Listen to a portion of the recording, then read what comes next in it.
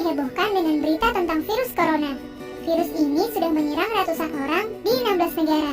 Tiongkok adalah negara yang dianggap sebagai asal dari virus ini, tepatnya di kota Wuhan.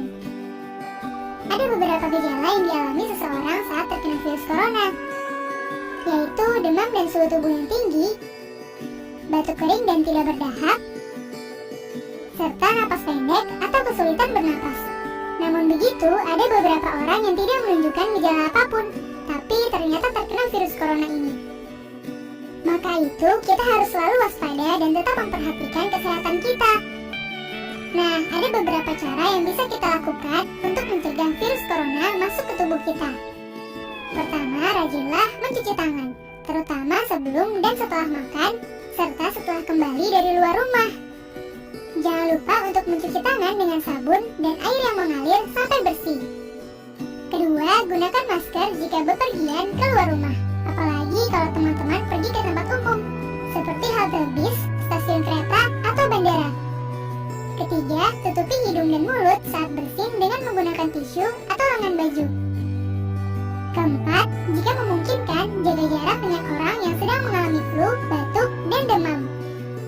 Kelima, selalu makan telur dan daging yang dimasak sampai matang merata, karena virus ini bisa menyebar lewat daging hewan yang tidak dimasak dengan baik. Dengan melakukan hal-hal tadi, kemungkinan kita terkena virus corona jadi kecil, sekaligus bisa menjaga kesehatan kita dan orang-orang di sekitar. Kalian semua pasti sudah mendengar tentang coronavirus, virus yang telah melanda Tiongkok hingga dunia hanya dalam 1 bulan saja. Wuhan coronavirus, yang dinamakan WHO sebagai 2019 novel coronavirus, adalah jenis virus corona yang baru saja ditemukan dan dapat menginfeksi manusia karena kecepatannya dalam berkembang biak, walaupun pada umumnya hanya menginfeksi binatang. Terdapat 7 jenis virus corona yang dapat menginfeksi manusia.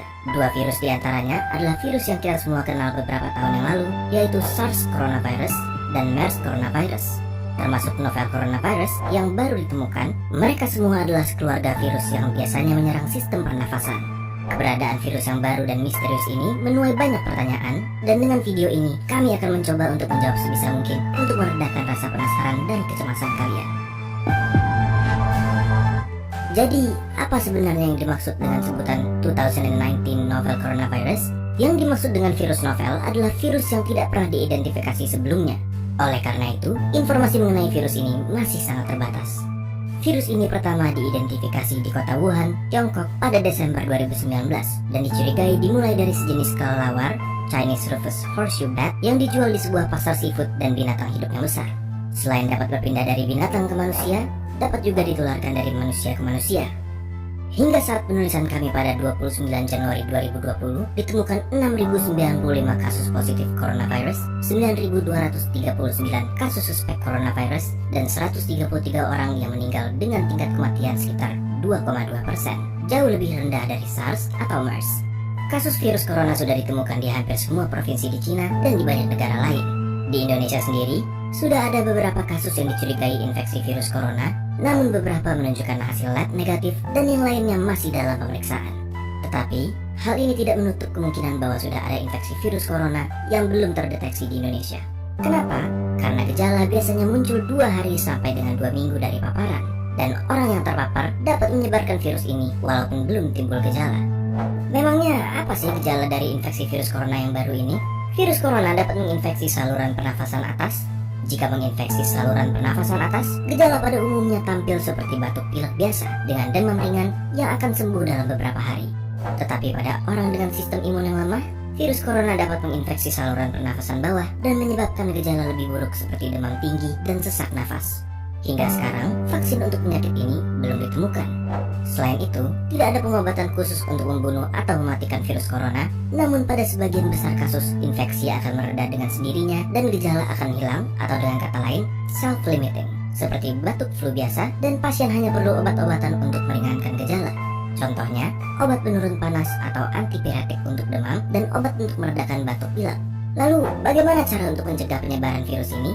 Virus corona kemungkinan besar menyebar lewat droplet orang yang terinfeksi, yang tersebar terutama ketika mereka batuk atau bersin.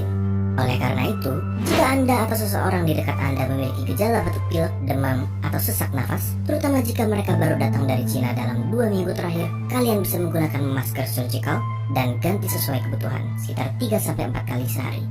Tutup mulut dengan tisu saat batuk atau bersin, lalu segera buang ke tempat sampah dan cuci tangan dengan sabun atau hand sanitizer antiseptik. Sering-seringlah cuci tangan dan hindari memegang mata, hidung maupun mulut sebelum mencuci tangan.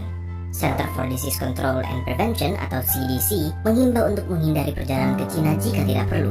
Apabila kalian datang dari Cina dalam 2 minggu terakhir dan memiliki gejala seperti yang sudah kami sebutkan, segera cari perawatan medis dan hubungi rumah sakit yang akan kalian kunjungi mengenai kondisi kalian. Dan jangan lupa untuk memberitahukan riwayat perjalanan kalian ke Cina. Jangan lupa untuk bagikan video ini kepada mereka yang kalian sayangi supaya mereka juga tahu bagaimana cara menjaga diri dari virus corona.